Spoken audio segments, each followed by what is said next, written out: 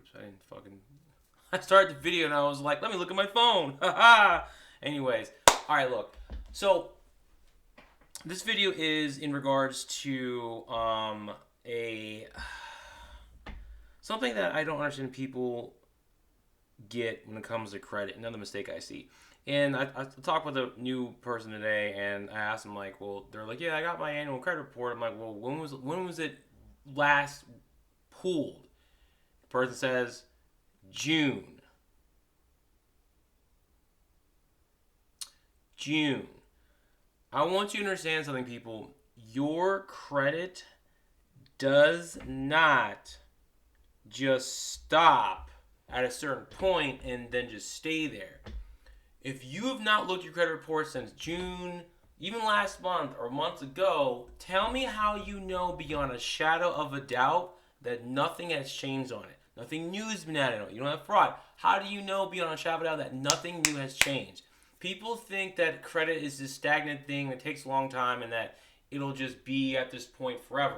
No, even if you don't have a whole lot, it's always changing. Credit is fluid, believe it or not. It changes month to month. It updates month to month. Shit, sometimes week to week. Things happen.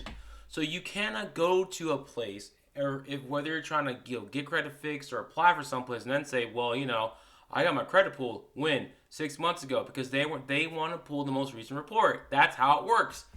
Credit is not stagnant, y'all. I want you to understand this. It is not a stagnant thing. That shit changes all the time. You cannot get lax on this. And the thing is, too, I understand why. Because it's easy to get lax on credit because it's like always there in the background, kind of like this. You know it's there, but you don't care until you need it. Then you're like, you need to be on top of it. I can't emphasize it. So, like, the whole point of this video, which would be more of a rant than anything else, is you have to look at this sucker and check it bare minimum month to month. You have to know what's on it because shit's always changing. Things happen. You can lose a job, get sick, economy change, all these things, and then your credit gets destroyed. And you can't just think that, oh, I only have so much stuff on there, I'm great. No, because fraud happens, life happens.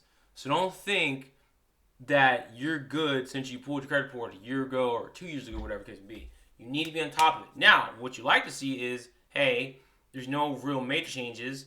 You pay down your debts, you pay your credit cards, and your score gradually goes up. That's great. You want that. What you don't want is when you checked it 6 months ago and then you check it again, or what a lot of people do, they don't check it at all, or if they did, it's been 6 months to a year, whatever. Then they go apply for something. The lender company pulls the credit and goes, this is your report. And the person goes, wait a minute, that can't be my credit report. They're like, yes, it is, because they didn't check it. The other thing, I'll say this to you as well.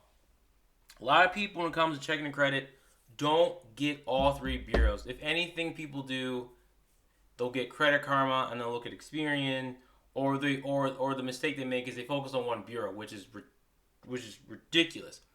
Let me say this. There's 3 different credit bureaus, and you focus on one, you're shooting yourself in the foot.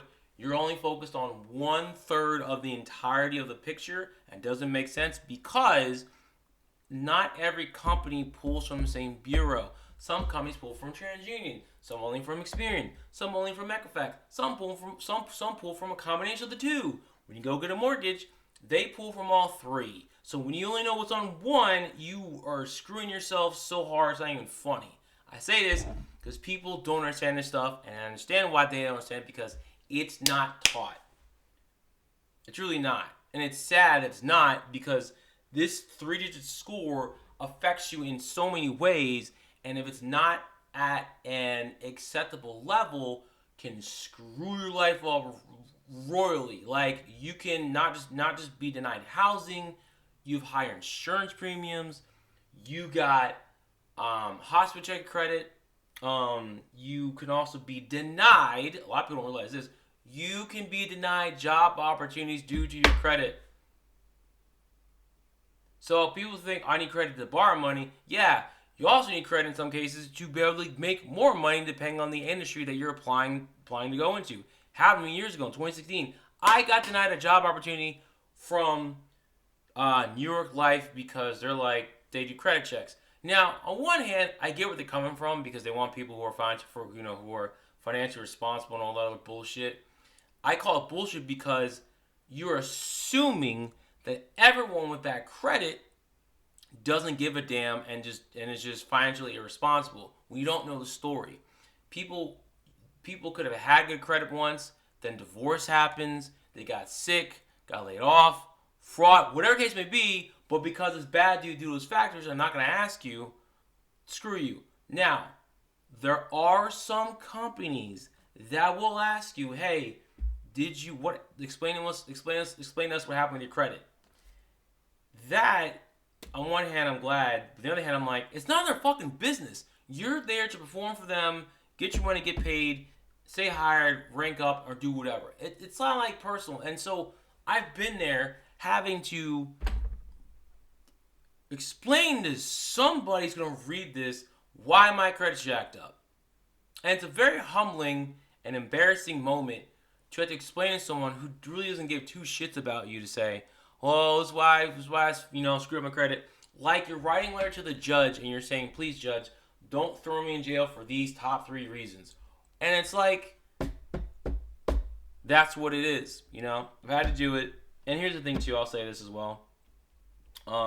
If they do allow you to do it anyway.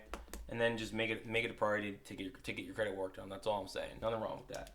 But, so, to review, ladies and gentlemen. Number 1, check your credit monthly. Don't think because you got it pulled a month ago a month ago, 6 months, a year that nothing's changed.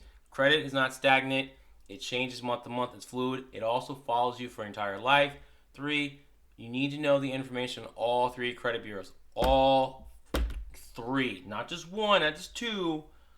You need to know the information on all 3, because what you want to do is before you apply, you want to know where you stand in relation to the lender, the company.